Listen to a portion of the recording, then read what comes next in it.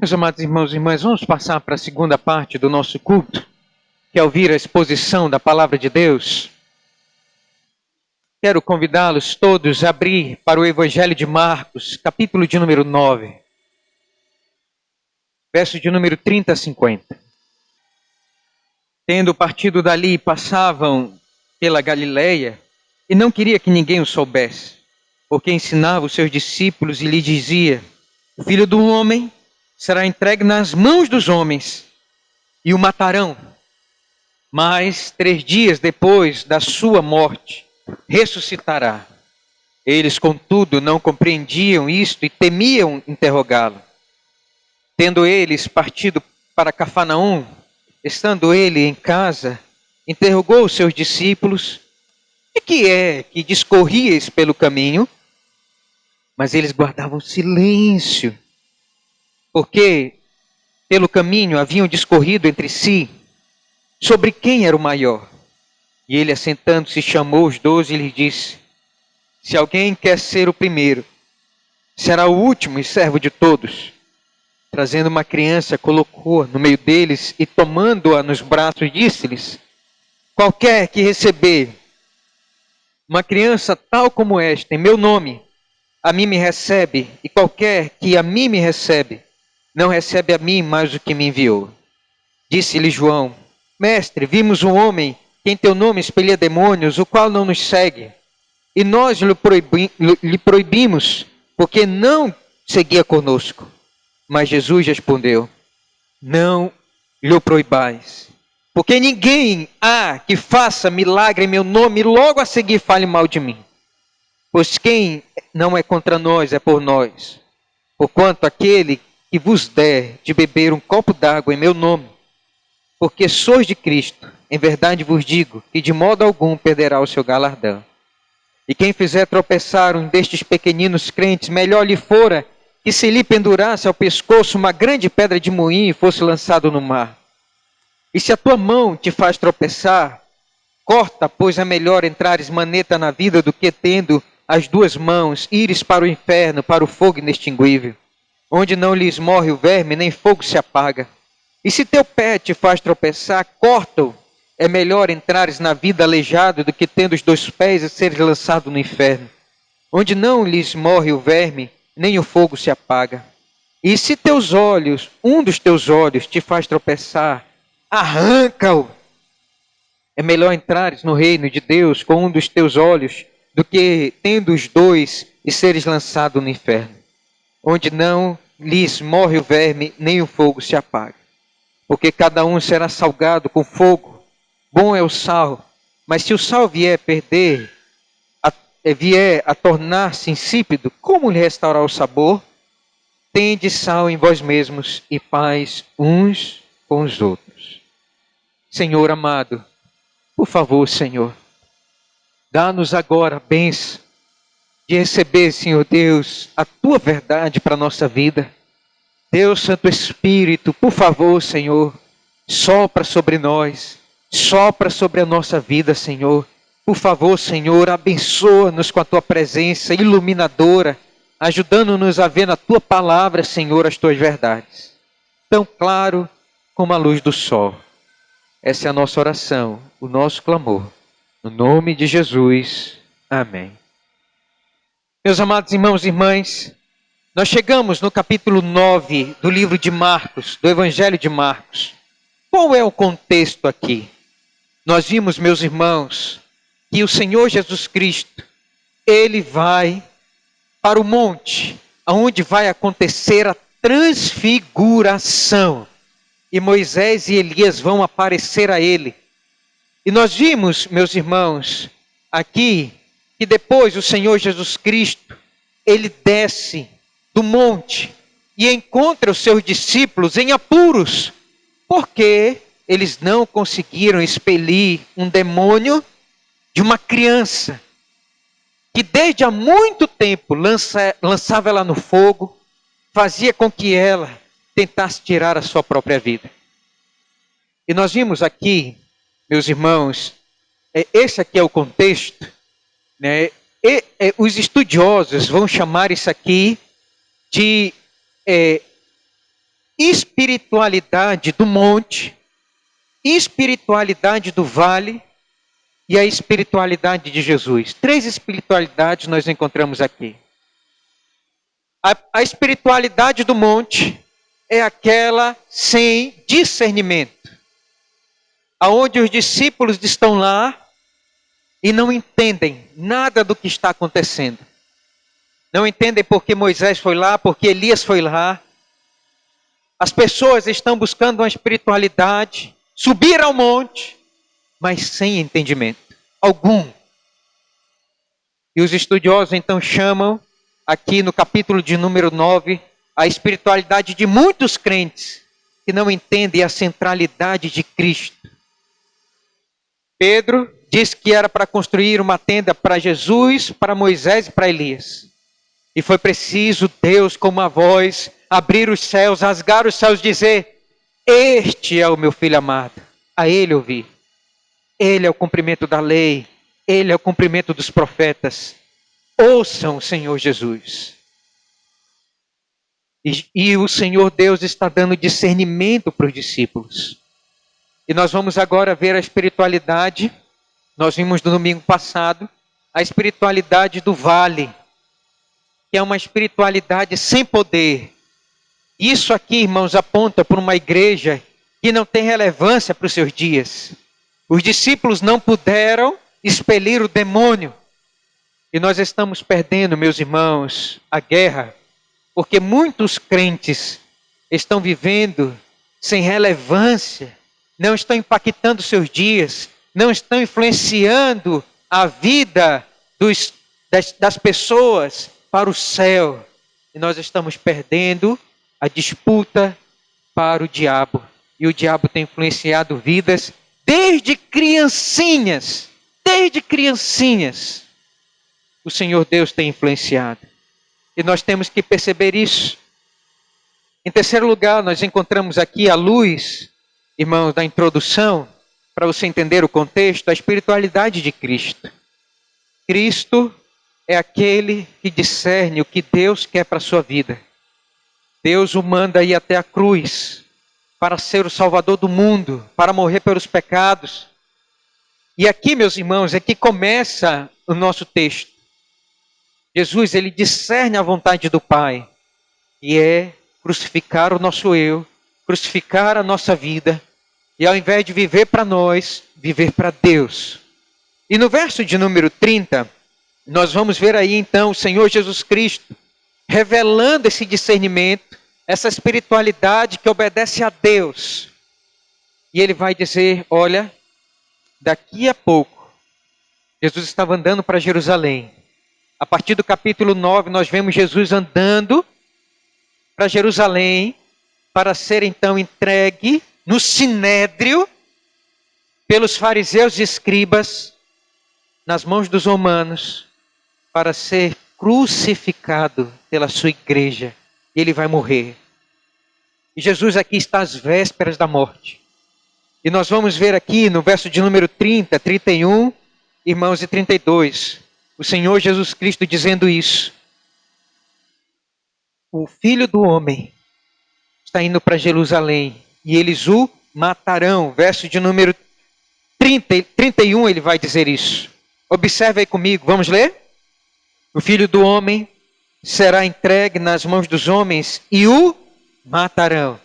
Mas 3 dias depois da sua morte, ressuscitará. Meus irmãos, o que Deus quer nos mostrar aqui?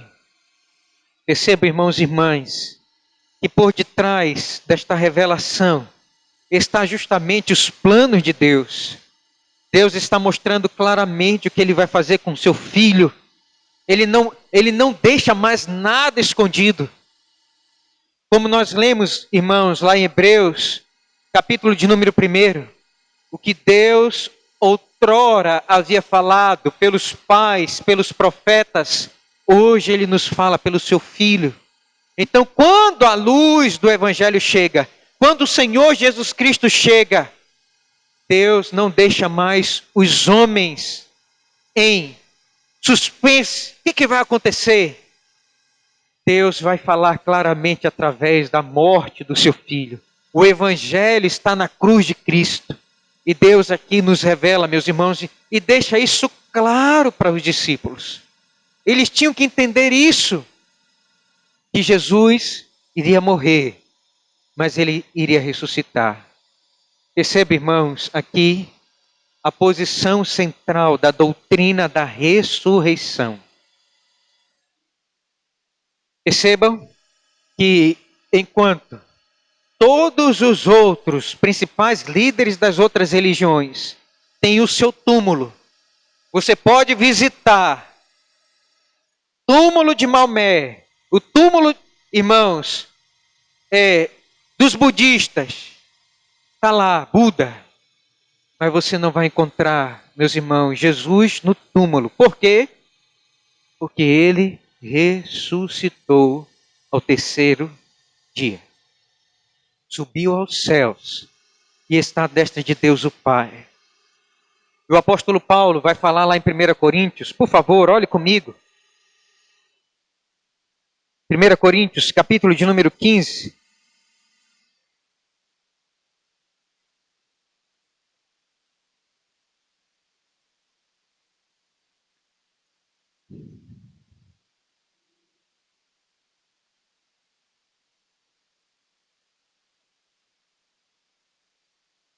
Vamos ler, meus irmãos, por favor, verso de número 19. Vamos ler?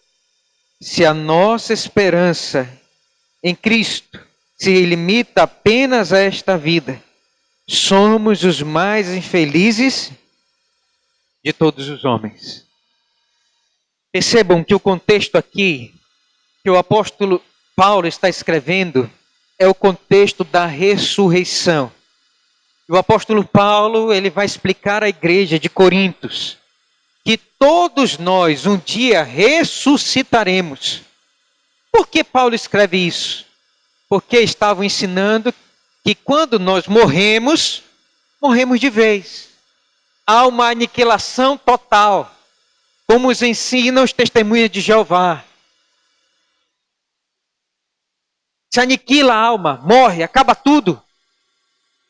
Meus irmãos, nós cremos e temos esperança de que nós um dia ressuscitaremos com Cristo. Assim como Cristo ressuscitou, nós um dia vamos ressuscitar também. Enquanto os incrédulos, eles não têm, irmãos, paz. Enquanto os incrédulos, eles não têm nenhuma perspectiva de vida vindoura, de vida futura, de redenção.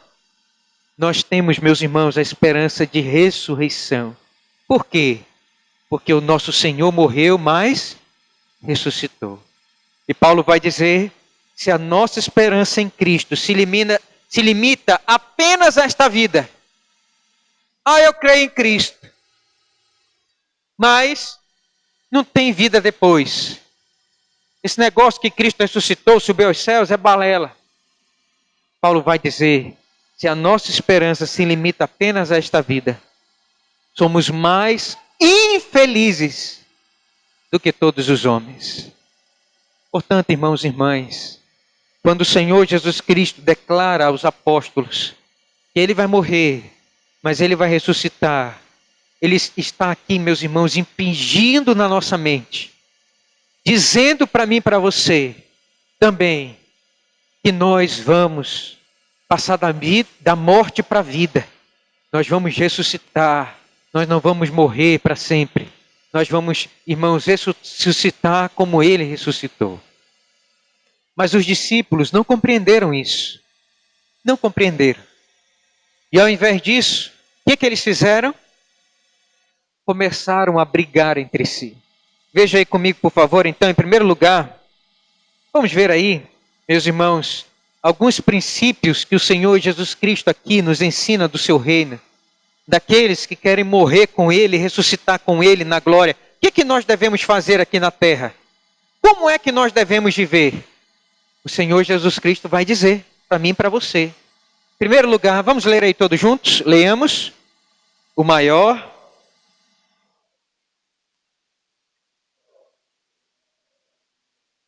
Aqueles que entendem o Evangelho vão entender isso, meus irmãos. O maior no mundo é servido, mas no reino de Deus, o maior é o que serve. Leiam comigo, por favor. Volte lá comigo para Marcos, capítulo de número 9. Permaneça com a sua Bíblia aberta, nós vamos olhar para o Evangelho. Olha só o que diz aí. Verso 33. Tendo eles partido para Cafarnaum, estando ele em casa, interrogou os discípulos: de que é que discorreis pelo caminho? Mas eles guardaram silêncio, porque pelo caminho haviam discutido entre si quem era o maior. Percebam, meus irmãos, uma espiritualidade sem discernimento. Não entenderam nada. O Evangelho, meus irmãos, e o reino de Deus, ele é contrário ao estilo de vida do mundo. O Evangelho, meus irmãos, ele inverte os valores. Enquanto que no mundo as pessoas brigam com arrogância para serem os primeiros, para terem quem vai ser o primeiro colocado, quem é que vai ser o bambambam, quem é que vai ser o maior. No reino de Deus, meus irmãos, é o inverso. O Senhor Jesus Cristo, ele vira esse mundo de ponta cabeça.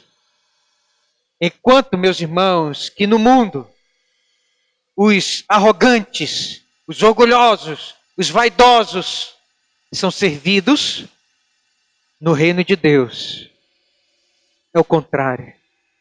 Aquele que quer ser grande tem que se humilhar, tem que se constranger, tem que servir e tem que vestir o manto de Jesus e tem que ser igual a Jesus, que se esvaziou da sua glória, desceu dos céus e habitou entre nós em carne, como um servo, para poder servir a sua igreja. E o Senhor Jesus Cristo, lá em João, capítulo de número 13, ele vai mostrar quem é o maior. Abra comigo, por favor. Vejam só, irmãos, Evangelho de João, capítulo de número 13. Vamos olhar, vamos comprovar isso, por favor.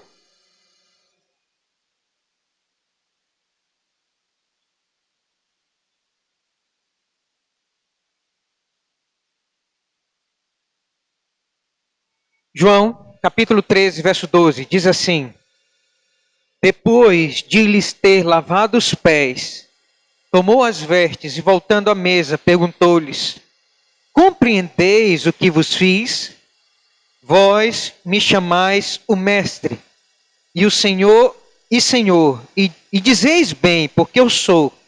Ora, se eu, sendo o Senhor e o mestre, vos lavei os pés, também vós deveis lavar os pés uns aos outros. Porque eu vos dei o exemplo, para que, como eu vos fiz, façais vós também. Percebam, meus irmãos e irmãs, que no reino de Deus, aqueles que querem morrer e ressuscitar com Cristo, devem ser aqueles que servem. Se você está vivendo na igreja, se você mostra que realmente Cristo está na sua vida, e você chama Ele de Senhor, você tem que ser aquele que lava os pés dos outros, que cuida do irmão mais novo, que tem o entendimento de dar apoio para aqueles que são novos na fé. Você é aquele que se curva diante dos mais velhos. Você é aquele que obedece, porque você entende que o seu Senhor deixou exemplo de humildade, de mansidão. Enquanto, meus irmãos, que no mundo o maior é aquele que é servido, estufa o peito de pombo e diz: me sirva. No reino de Deus, o maior é aquele que serve. Porque, irmãos, no reino de Deus, as coisas são viradas de ponta cabeça. Tudo é investido. E o Senhor Jesus Cristo vai dizer no Sermão do Monte: bem-aventurados, humildes de espírito, porque deles é o reino de Deus. Porque os arrogantes não vão entrar no céu. Porque os orgulhosos não vão entrar no céu. Por quê? Porque não se vestiram com o manto da humildade de Cristo Jesus, o Senhor. Aí o Senhor, então, volte lá comigo, por favor, para Marcos, capítulo de número 9. O Senhor, então, ele não fala somente aos ouvidos, ele também vai falar aos olhos dos discípulos. O que é que ele vai fazer? Veja aí comigo, por favor. Verso 35. E ele, assentando-se, chamou os 12 e lhes disse: se alguém quer ser o primeiro, será o último e servo de todos. Trazendo uma criança, colocou-a no meio deles e tomando-a nos braços, disse-lhes: qualquer que receber uma criança tal como esta, em meu nome, a mim me recebe. E qualquer que a mim me recebe, não recebe a mim, mas o que me enviou. Percebam que o Senhor Jesus Cristo, ele não vai falar somente aos ouvidos dos discípulos, vai também falar aos olhos. E ele então manda trazer uma criança. E Jesus diz: abra um círculo, abra um círculo. Eles estavam dentro de casa. E Jesus então chamou a criança para o meio. Criança, vem cá. Naqueles dias, irmãos, uma criança, na cultura judaica, não tinha valor. Uma criança, irmãos, nenhum adulto parava para poder estar trocando figurinha com uma criança. Porque criança não sabe de nada. E o Senhor Jesus Cristo, então, vai colocar a criança no meio e vai dizer: se vocês querem ser o maior, eu não proíbo. Quem quer ser o primeiro? Pode ser o primeiro. Mas tem que ser igual a esta criança. Humilde. Pensar que não tem valor nenhum. Tem que ser igual uma criança. Porque aquele que faz isso vai receber as bênçãos de Deus sobre a sua vida. Portanto, irmãos e irmãs, o que o Senhor exige de mim e de você não é um espírito confrontador, mas um espírito pacificador, um espírito de humildade, um espírito, irmãos, de obediência, de submissão, como uma criança. E você diz: menino, vá apagar o fogo. E o menino vai e apaga o fogo. Menino, vá pegar o jornal. E o menino vai. Menino, vá pegar o chinelo do pai. E o menino vai e pega o chinelo. Como é que nós devemos servir a Deus? Humildade. Humildade. Jesus diz: você quer ser o primeiro no reino de Deus? Eu não proíbo. Mas quem quer ser o primeiro tem que servir ao invés de ser servido. Segunda verdade, irmãos, que nós encontramos aqui, para aqueles que entendem que um dia vão morrer e ressuscitar com Cristo, está aí, irmãos, todos juntos, vamos ler do verso 38 a 41. Vamos ler todos juntos? O mundo ensina o inclusivismo. Vamos ler, por favor, verso 38 a 41. Disse-lhe João: mestre, vimos o homem que em teu nome expelia demônios, o qual não nos segue, e nós lhe proibimos, porque não seguia conosco. O mundo ensina o exclusivismo. No reino de Deus, irmãos, nós aprendemos o inclusivismo. João diz aqui: Senhor, tinha um homem aí que estava expelindo demônios no teu nome. E nós dizemos para ele: te cala. Você não pode fazer isso.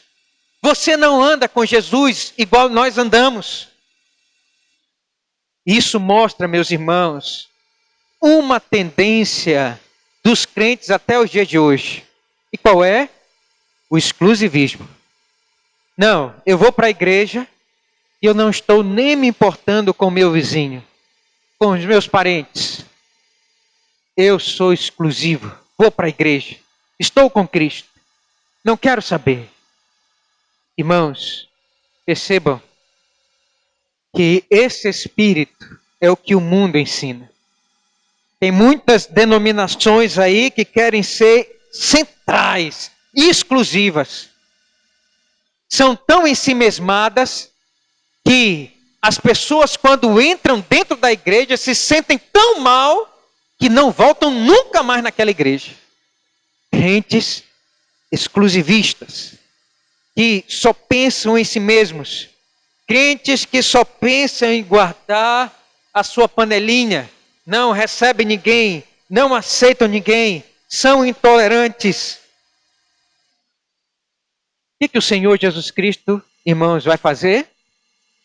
Dar um banho de água fria aqui em João. Veja a resposta do Senhor Jesus Cristo, vamos ler? Mas Jesus respondeu: não lhe proibais, porque ninguém há que faça milagre em meu nome e logo a seguir possa falar mal de mim. Pois quem não é contra nós é por nós. Porquanto aquele que vos der de beber um copo d'água em meu nome, porque sois de Cristo, em verdade vos digo que de modo algum perderá o seu galardão. Percebam, meus irmãos e irmãs, que o cristianismo, ele não pode ser uma religião exclusivista. O Senhor Jesus Cristo está ensinando que, diferente de todas as outras religiões, nós devemos, irmãos, incluir todas as pessoas. Nós devemos abraçar todas as pessoas que querem ouvir falar do nome de Jesus, que querem, irmãos, ensinar do nome de Jesus, serem ensinados, irmãos, querem aprender de Cristo.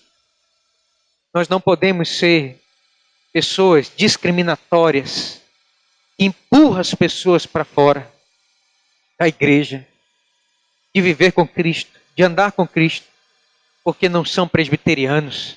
Ah, não, você é de outra igreja, não é presbiteriano. Então nós não aceitamos. Negativo. O Senhor Jesus nos ensina aqui que nós devemos ter um espírito de aceitação. Vai dizer, irmãos, em Atos, que Saulo de Tarso, o perseguidor da igreja, assolava a igreja, colocava os crentes para serem martirizados, presos. Ninguém queria papo com Saulo de Tarso. E vai dizer então que um dia Saulo de Tarso se converteu. E ninguém queria amizade com Saulo de Tarso. Fugiam de Saulo de Tarso. Esse é o perseguidor da igreja. Não, esse aí, anátema sobre ele, é maldito. Ninguém queria aceitar ele.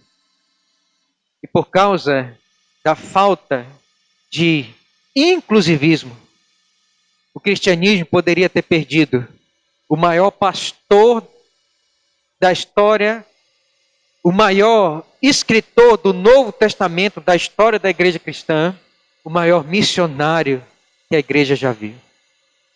Por quê? Porque ninguém queria abraçar ele. Vai dizer, irmãos, que Barnabé estendeu a sua destra e puxou Paulo e apresentou eles aos discípulos.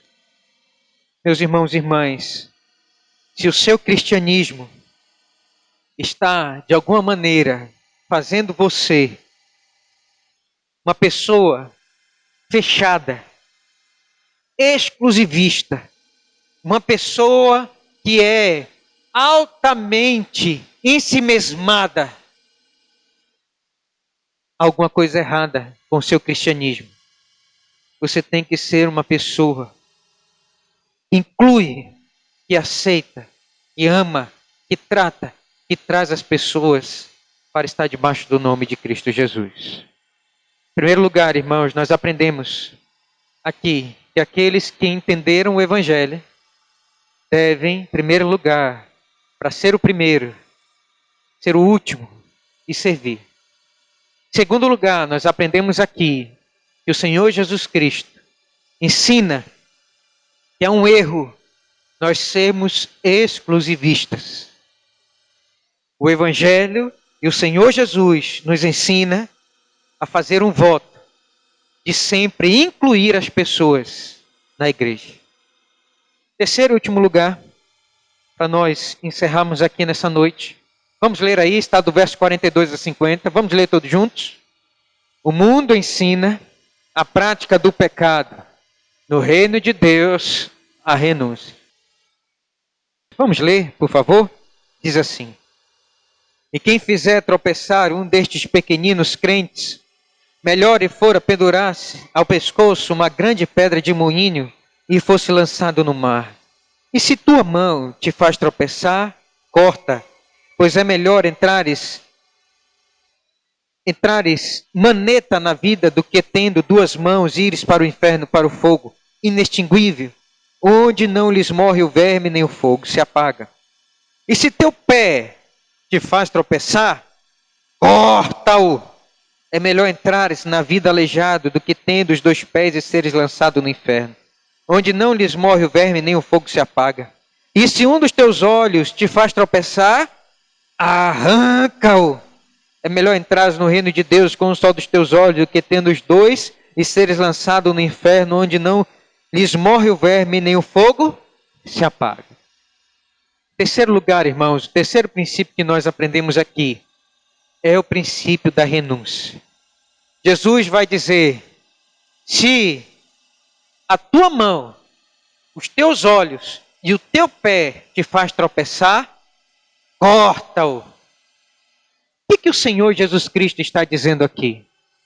Enquanto no mundo, irmãos, os homens usam suas mãos, usam seus olhos, usam seus pés ligeiramente para poder fazer aquilo que é errado, para poder, irmãos, viver uma vida contrária à palavra de Deus, ao Evangelho. Não estão nem aí, colocam as suas mãos contra Deus. Vivem vivendo, olhando aquilo que é errado, que é injusto, e eles amam olhar aquilo que é imoral, que é injusto.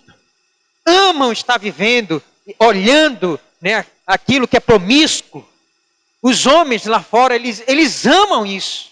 Olhar, ver, né, eles gostam de ver as coisas ruins. Eles amam colocar os seus olhos nessas coisas. E os seus pés são ligeiros para ir no caminho de morte. O Senhor Jesus Cristo, irmãos, está dizendo que no reino de Deus é invertido. Ele vai dizer: se o seu olho te faz tropeçar, arranca-o.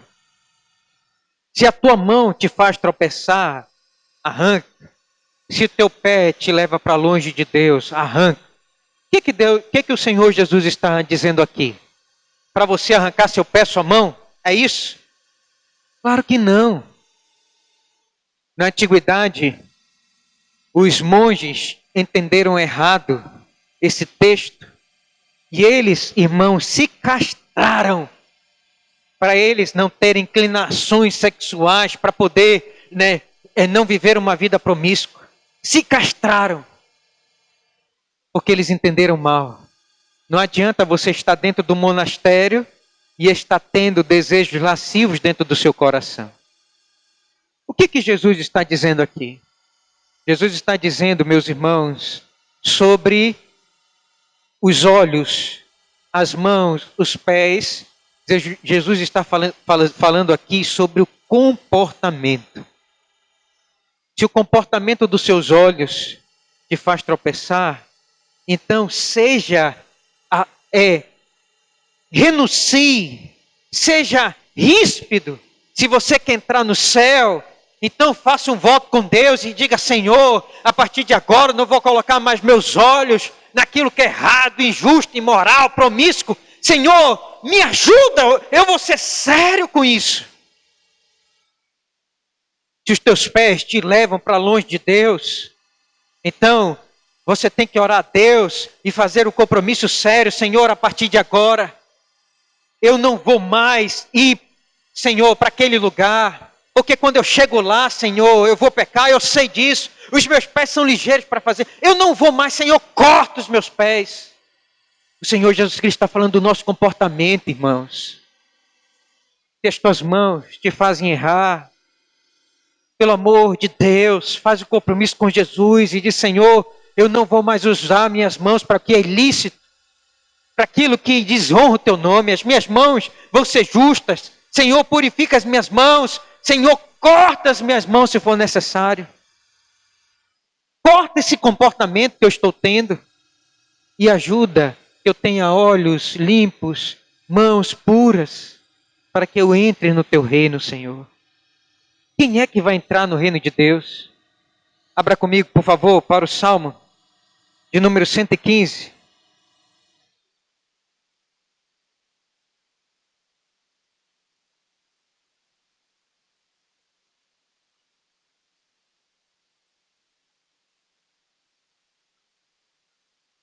Me perdoe, irmãos, Salmo de número 15.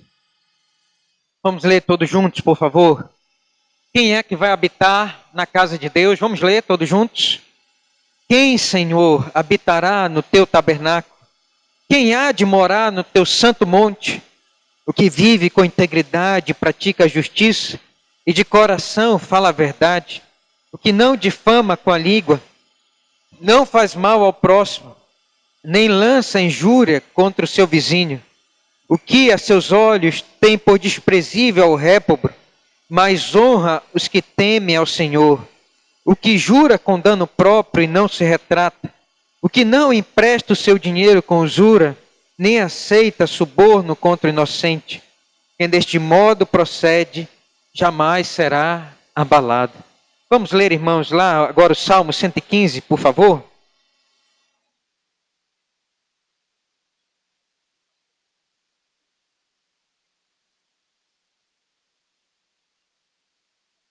Vamos ler todos juntos.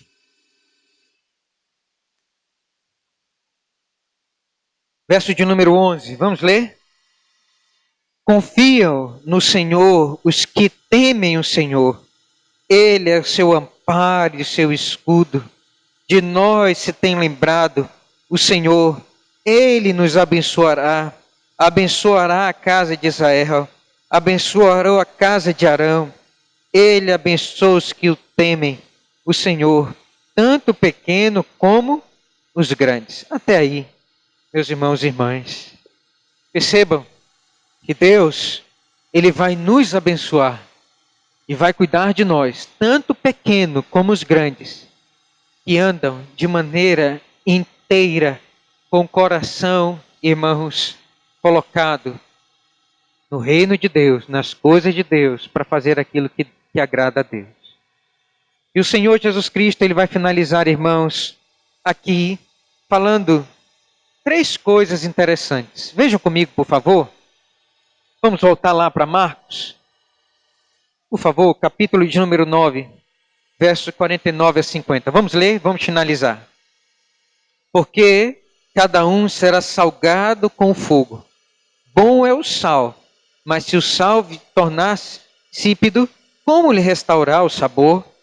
Tende sal em vós mesmos e paz uns com os outros.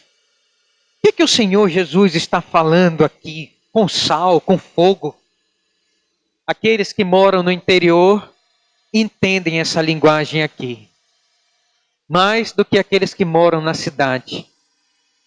Naqueles dias, meus irmãos, em Jerusalém, a carne, ela era guardada com sal. E era levada para o fogo. E se tornava uma carne saborosíssima. Porque a carne, ela era preservada com o sal. E o Senhor Jesus Cristo vai dizer, mas se o sal vier a tornar-se insípido, perder o sabor, como é que vai ser restaurado? Não tem como. Olha, você comer uma comida sem sal, olha, o mundo, né, perde totalmente, né, o seu sabor, tudo no mundo, se não tiver sal.